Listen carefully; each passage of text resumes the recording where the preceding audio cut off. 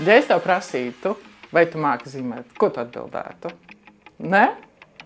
Tad atbildētu apmēram tāpat kā 90% cilvēku. Jo ar zīmēšanu mēs parasti iedomājamies kaut ko tādu, kas pārvēršas mākslas darbā. Bet vai tu zināji, ka vienkārši zīmējumi var būt efektīvs līdzeklis ikdienas mācībās un komunikācijā? Kāpēc vizualizācija ir tik efektīva? Vai tiešām vienkārši zīmējumi var palīdzēt uzlabot uztveri, iesaisti un mācīšanās rezultātus? Ja arī tev šie jautājumi liekas aktuāli, 23. janvārī aicinu tevi uz mācīšanās konferenci Atpakaļ nākotnē.